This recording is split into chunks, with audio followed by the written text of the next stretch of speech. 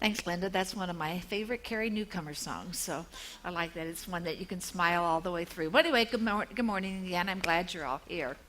Not long ago, I had one of those big birthdays. You know, it's one that ends in a zero.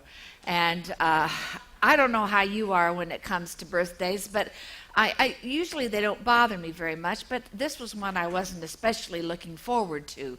When I experienced it, I kept thinking, how in the world did I get to be this old? It seems like yesterday I graduated from college and started teaching, at least on one side, but the other side, it feels like ancient history.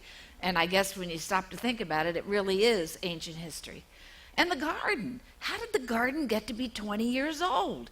It seems as though we just started this whole thing. And, you know, some of you who were around early on, do you remember some of the stuff, some of this crazy stuff we used to do, like having some videos of Susanna Dana, and the church lady came to visit us? How many of you remember those? Anybody around? Yeah? See? You missed out on that if you weren't here then, so... Now, and also when I think about this aging thing, of course, I'm facing retirement in the fall, and I want to have that retirement be a good one. I don't know exactly what it's going to play out, how it's going to play out, but I have some projects in mind, some special things I want to do, and of course, there's a certain little 6-year-old granddaughter who's going to get a little bit more time and attention too.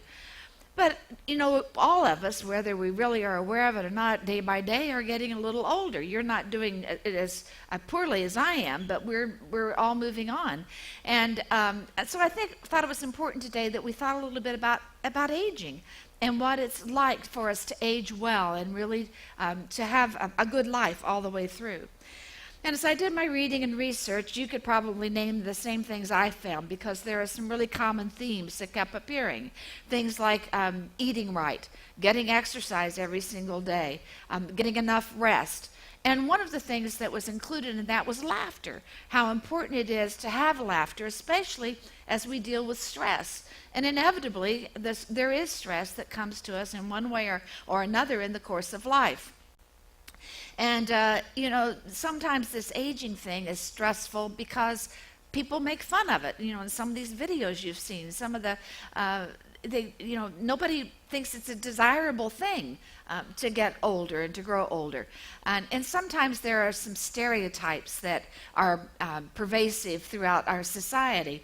For example, I heard this little story, or a little joke, I guess. Almost everything hurts. What doesn't hurt doesn't work anymore. It feels like the morning after the night before, and you haven't been anywhere. Well, I guess that's okay if you're saying that about yourself. I wouldn't appreciate that if somebody else said, you know, you look like the morning before or the morning after when you haven't been anywhere. But it's, you know, something worth thinking about. You know, somebody has pointed out how there is really ageism in our society. There seems to be a bias against growing older. In fact, ageism is one of those isms like sexism and racism and all of that. And it's a term that came into being in 1971 when Robert Neal Butler recognized the fact that there was prejudice against seniors. There was prejudice against the aging process, a bit about growing older, and about old people in general. And he wanted people to be aware of that and to realize that there were public policies and institutions that really didn't work in favor of older people. And when we face that, if we do face that, there's only one way I know to deal with it successfully, and that's to make sure we have a good attitude about our own aging process. It's also said in that research that I did that attitudes and positive mindsets are the most important factors psychologically in dealing with growing older. And so part of what that means for me is that we don't spend our time sitting around whining and complaining about all the hurts and pain we have. In fact, Judith Reagan said, the key to successful aging is to pay as little attention to it as possible. Well, I understand that, but several weeks ago now, I had lunch with a group of friends, longtime friends, and I bet we spent the first half hour talking about all of our surgeries, our procedures, where we hurt, what was going on, and it was the whole thing. I was so depressed when I left, I couldn't stand it. And a little later that same day, I ran into a woman who has Parkinson's.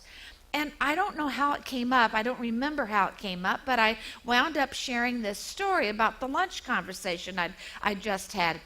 And she said to me, you know, I have Parkinson's, and I was at a meeting this morning that had all folks who have Parkinson's. Not once did we talk about our health. Not once.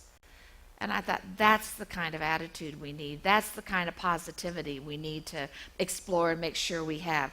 That we don't focus on everything that's wrong, but focus on what's right and the gifts that we have that help us be the people we want to be.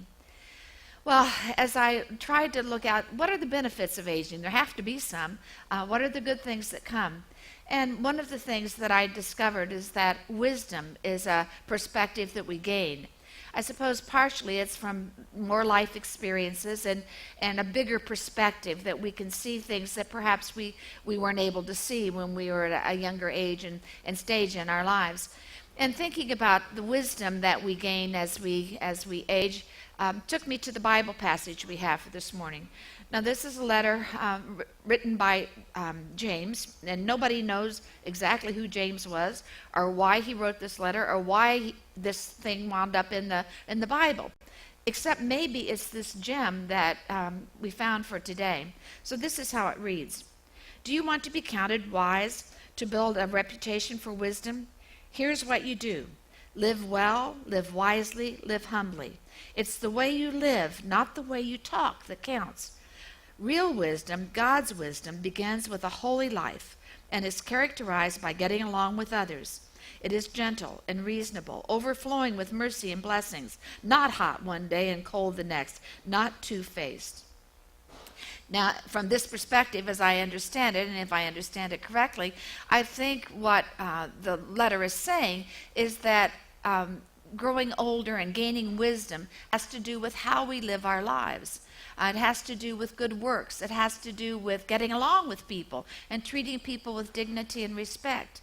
It has to do with compassion and being free from any kind of prejudice that would hold us back and would poison us against other people. So it's important that we do what we can to grow in wisdom as we age, as we move on. John Book, I'm not sure how to pronounce his last name, Bouchon is what I'll say, said this about wisdom. I believe all wisdom consists in caring immensely for a few right things and not caring a straw about the rest. And William James wrote, the art of being wise is the art of knowing what to overlook. Well, wisdom is a gift that comes to us as we age, as we get older, as we have that bigger perspective. And I think it comes to us because life is the best teacher. And we experience so many things, and we do have so many different kinds of experiences that have a way of contributing to the wisdom that we gain.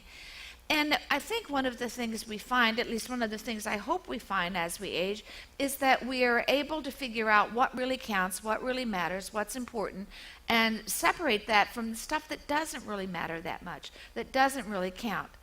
Let me give you sort of a mundane example of that. Sometimes when we're younger, we have something we want a lot. Maybe we want to be popular. We want to be accepted and want to be part of the group and want to fit in.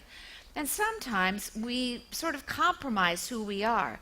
We try to modify ourselves in order to fit somebody else's picture or image of what we ought to be. And sometimes we even compromise our values in order to make that happen.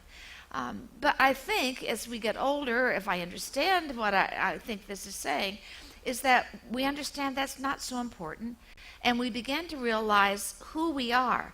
I think we get a better sense of ourselves. And so we are freed to be who we are, to be ourselves. And we realize that some of those things just don't matter. So one of the great gifts of getting older is growing in wisdom as we move on. The other thing that I think when we talk about sorting out what's important, at least for me, is I've begun to realize more and more and more just how precious relationships are and how vital it is to have people in your life that you love and who love you back. You know, I've always said, and you've heard me say it 100 times or 1,000 times maybe, God is love. God loves each one of us just as we are. God loves and accepts us.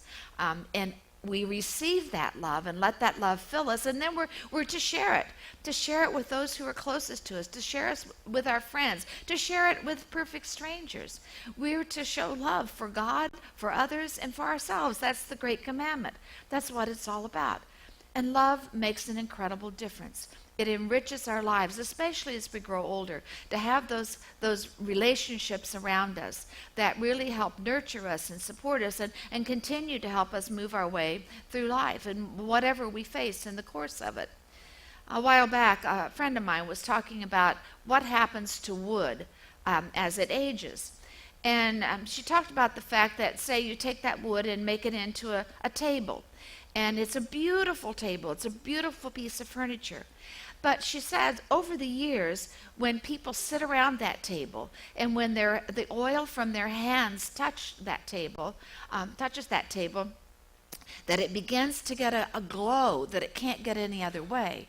And the glow comes from all of those that were connected with each other around that table, who touched it and who helped it glow.